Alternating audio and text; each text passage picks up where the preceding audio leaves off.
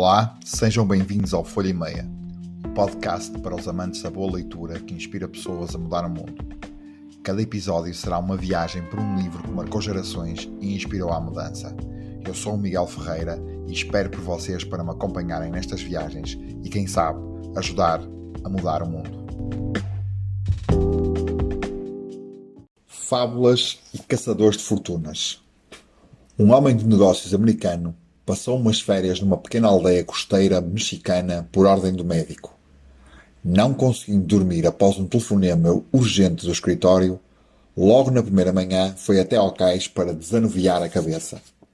Um pequeno barco com apenas um pescador tinha acostado e dentro estavam vários grandes atuns de barbatanas amarelas. O americano elogiou o mexicano pela quantidade de peixe. Quanto tempo demorou a apanhá-los? Perguntou. Pouco tempo, replicou o mexicano num inglês surpreendentemente correto. Por que não fica mais tempo no mar e apanha mais peixe? Perguntou então o americano. Tenho o suficiente para sustentar a minha família e dar alguns aos meus amigos, explicou enquanto descarregava para um cesto. Mas o que faz com o resto do tempo? O mexicano ergueu os olhos e sorriu. Durmo até tarde, pesco um pouco, brinco com os meus filhos, faço uma siesta com a minha mulher, Júlia, e vou até à aldeia todas as noites, onde bebo vinho e toco viola com os amigos. Tenho uma vida cheia e ocupada, senhor. O americano riu-se e ergueu a cabeça. Caro senhor, tenho um MBA por Harvard e posso ajudá-lo. Devia passar mais tempo a pescar e, com os lucros, comprar um barco. Dentro de pouco tempo, podia comprar vários, porque apanhava mais peixe. Podia, por fim, ter uma frota de barcos de pesca. E continuou. Em vez de vender o que apanhasse a um intermediário, podia fazê-lo diretamente aos consumidores, abrindo, por fim, a sua própria fábrica de conservas. Controlaria o produto, processamento e distribuição. Precisaria de sair desta pequena aldeia pescatória, claro, e mudar-se para a cidade do México, depois para Los Angeles e, por fim, para Nova York, onde podia dirigir a sua empresa em expansão com uma gestão adequada. O pescador mexicano acrescentou. Mas, senhor, quanto tempo é que isso tudo levaria? Ao que o americano replicou. Entre 15 e 20 anos. No máximo 25. Mas então e depois, senhor? O americano riu-se e acrescentou. Essa é a melhor parte. Quando chegasse à altura certa, anunciaria uma oferta pública inicial, venderia as ações da empresa ao público e ficaria muito rico. Faria milhões. Milhões, senhor. E depois? Então, reformava-se, mudava-se para uma pequena aldeia pescatória, onde dormiria até tarde, pescaria um pouco, brincaria com os miúdos, faria siestas com a sua mulher, iria até a aldeia à noite, onde poderia beber vinho e tocar viola com os seus amigos. Olá, eu sou o Miguel Ferreira e hoje, neste episódio do Folha e Meia Podcast, vamos falar sobre o livro 4 horas por semana. Aviso desde já, não ouça este episódio, a não ser que queira largar o seu emprego.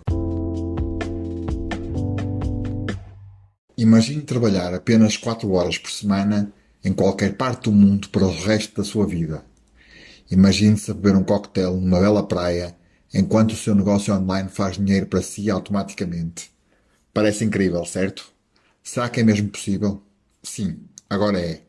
Este livro ensina-o como fazê-lo, seguindo uma série de passos acionáveis e práticos.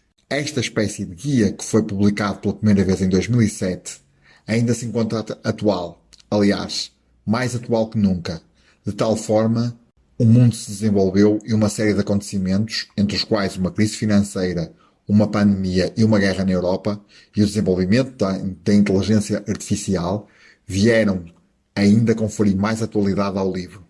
Ainda que o autor já tivesse, entretanto, escrito uma edição aumentada em 2018, onde o conteúdo original do livro se mantém intacto e é estendido de alguma forma para compensar os avanços que, entretanto, aconteceram na humanidade a vários níveis.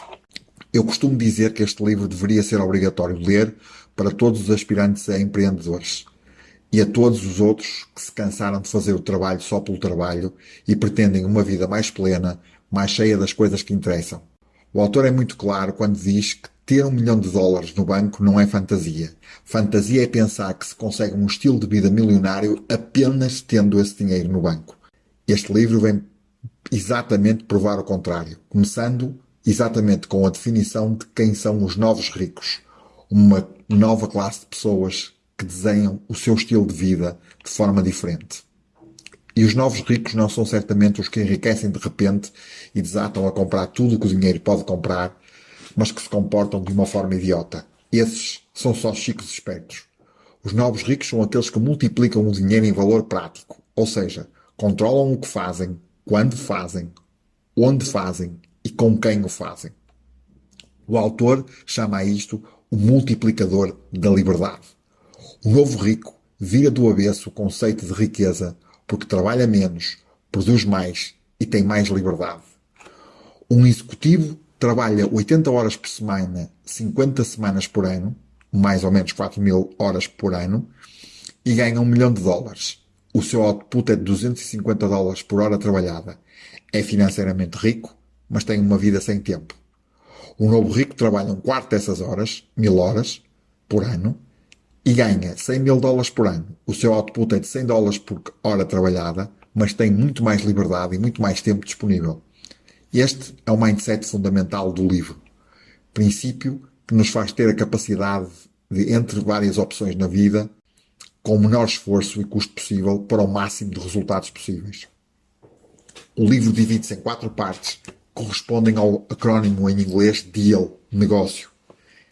Estas são, respectivamente, definição, eliminação, automatização e libertação. São também os 4 passos para o design de um novo estilo de vida, o tal estilo de vida dos novos ricos. Na primeira parte do livro, dedicada ao passo da definição, é onde o autor define os novos ricos. O que a mudança de mindset para este novo estilo de vida significa para cada um de nós. Tal como ser um milionário e ter um estilo de vida de milionário são coisas fundamentalmente diferentes, os novos ricos são todos pessoas diferentes. Podem ser pessoas que viajam à volta do mundo com a família enquanto gerem um negócio online lucrativo. Podem ser empregados que negociam acordos de trabalho à distância e vivem em países onde o custo de vida é mais baixo, libertando o seu dinheiro e o seu tempo para fazerem coisas realmente importantes. Pode ser alguém que saiu da prisão dos horários intermináveis de trabalho como executivo e passou a dar aulas de surf num paraíso exótico qualquer. Definir o que nos move é o primeiro passo para alcançar a liberdade. O importante não é ter uma vida protelada a trabalhar horas infinitas para depois gozar a vida na reforma. Isso é perigoso e impraticável para a maioria das pessoas, que vai ter um nível de vida muito abaixo do que tem hoje quando chegar à reforma, porque já não terá o mesmo vigor físico e o que vai receber de reforma não vai quase de certeza chegar. Por isso, é melhor definir o nosso sonho, vivê-lo aqui e agora e ir fazendo mini-reformas ao longo da vida. O autor começa por refletir sobre o que representa jogar com as regras e saber aproveitá-las o melhor possível para si. Quando começa a pensar em termos de rendimento relativo e não absoluto, tem uma noção mais clara daquilo que necessita para ter o estilo de vida que quer.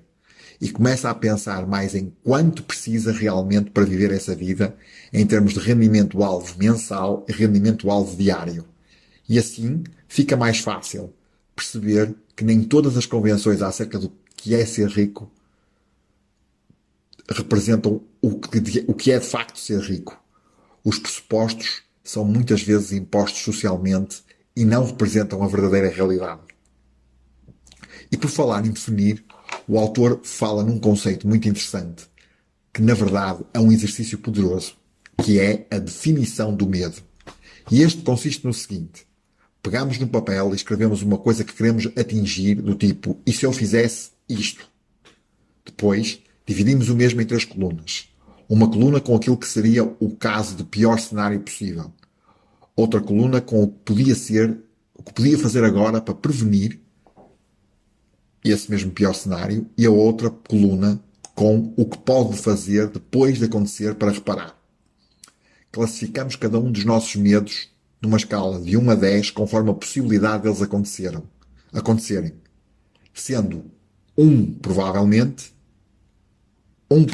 não e 10 de certeza que vai. Ao fazermos este exercício, vamos perceber que quase todos os nossos medos, ao fazermos uma coisa, são ou preveníveis ou reparáveis. e clarificamos logo à partida todos os eventuais desafios que se nos podem aparecer. Simples e poderoso.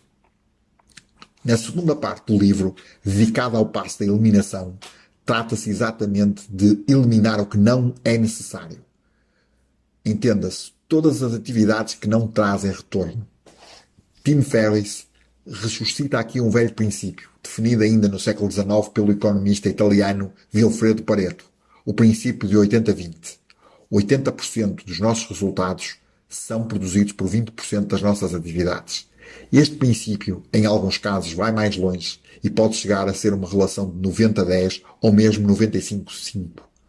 O importante aqui é o leitor identificar os 20% de atividades que geram 80% dos resultados e de certeza que vai ficar surpreendido com as descobertas que vai fazer.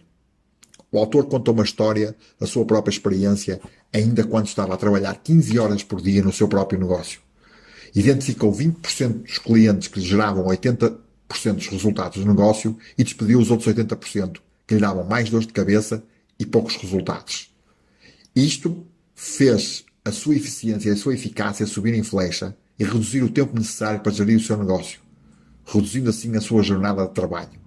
Este exercício foi levado pelo autor até à exaustão, por todos os processos do negócio, da publicidade aos afiliados de marketing, passando pelos parceiros online. Tudo aquilo que não seja gerador de resultados foi eliminado. O leitor é convidado a fazer o mesmo exercício em todas as áreas da sua vida, mesmo aquelas que podem parecer menos óbvias, tais como relacionamentos e atividades de tempos livres. Na verdade, o único ativo que temos, ou que nós podemos dizer que é verdadeiramente nosso e não é gerível, ao contrário da crença regeneralizada, é o nosso tempo. Por isso, se pudermos eliminar atividades que não acrescentam valor, focando-nos naquelas que o acrescentam, vamos acumular o tempo que precisamos para fazer outras coisas que verdadeiramente gostamos. Na terceira parte do livro, a automatização, é onde o autor se dedica a explorar conceitos que visam a automatização dos diferentes aspectos do seu negócio e vida pessoal, que permitirão viver a vida em vez de protelar a vida. O primeiro conceito é o outsourcing da vida.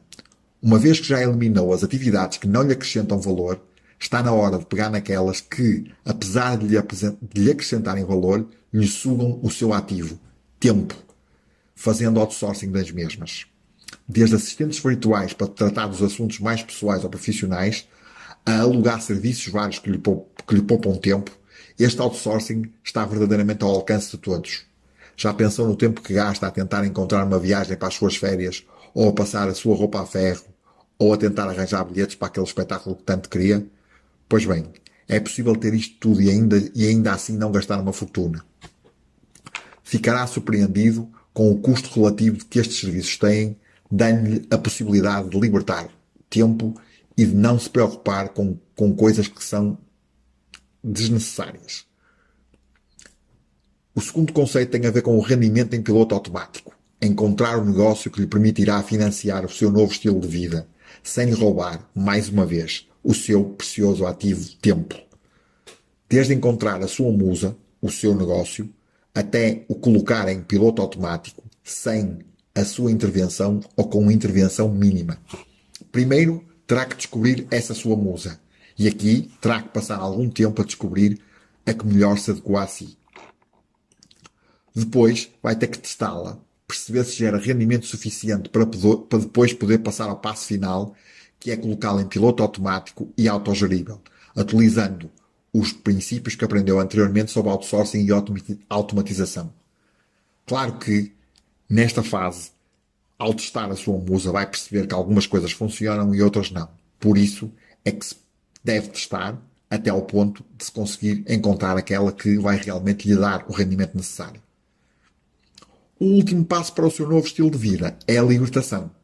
Neste passo, o autor descreve o que necessita de fazer para desaparecer do escritório, negociando acordos de trabalho à distância com o seu patrão, caso esteja empregado, ou aproveitando o facto de já ter conseguido colocar o seu rendimento em piloto automático, caso já tenha encontrado e testado a sua musa. Depois é explorado o conceito das mini-reformas. O que fazer com o tempo que sobra depois de subtrair todo o tempo necessário do seu trabalho ou negócio? E aqui o autor define mini-reformas como uma espécie de férias de longo prazo que poderá fazer entre projetos que lhe dão o rendimento que precisa, aproveitando a mobilidade para o fazer. Pode estar tranquilamente a beber o seu cocktail numa praia paradisíaca, enquanto o seu negócio gera rendimento enquanto dorme, ou intercalando com períodos de trabalho focado que satisfaz o seu patrão o suficiente para o deixar em paz. Confesso que este livro não foi um livro fácil de ler quando o li pela primeira vez em 2008.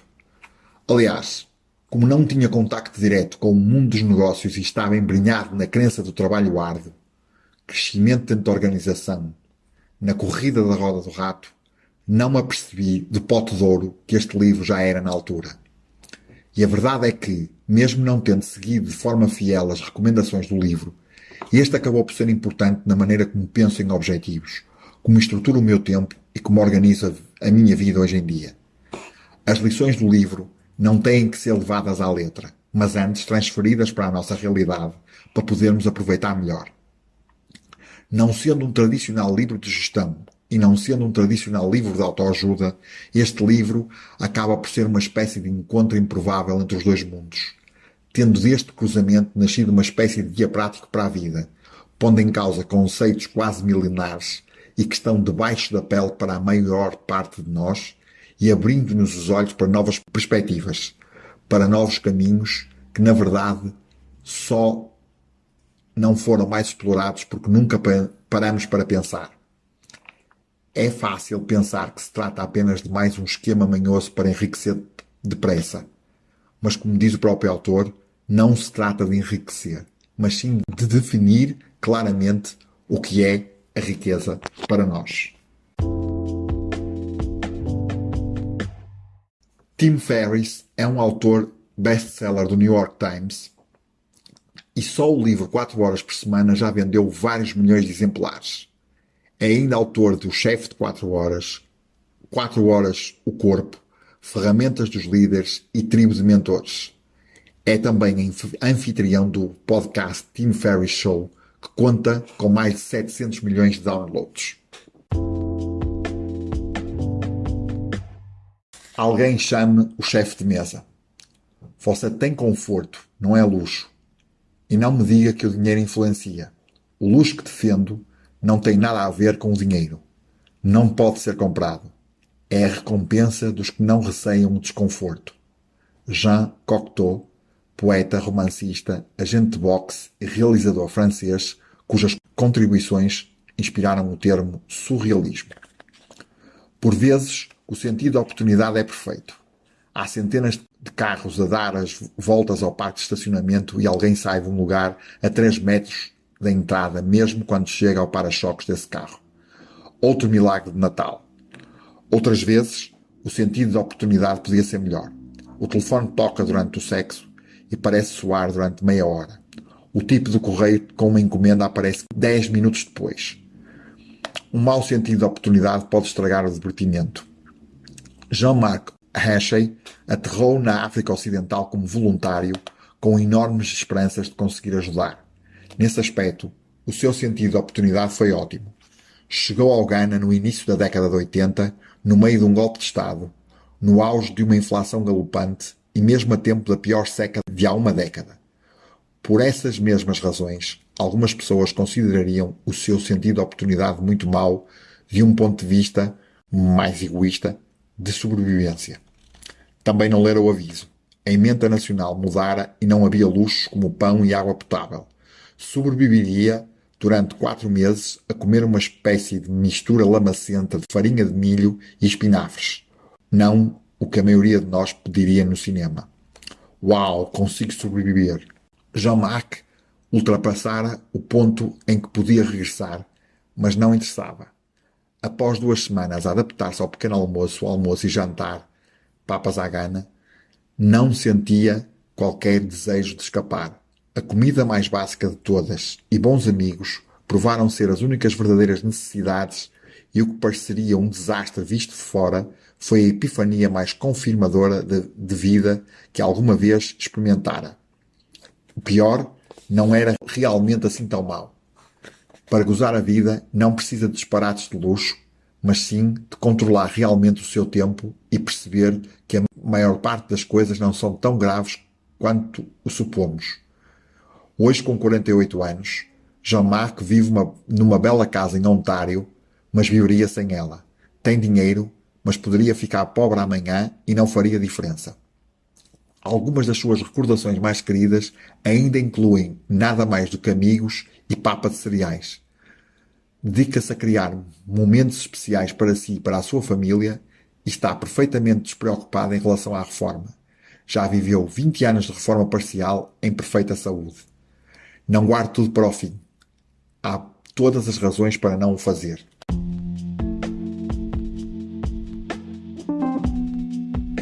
Se gostou do conteúdo deste episódio, avalie na sua app preferida de podcasts. Se tem uma história para partilhar sobre livros que o inspiraram, envie um e-mail com a sua história para podcasts@folhaemeia.pt.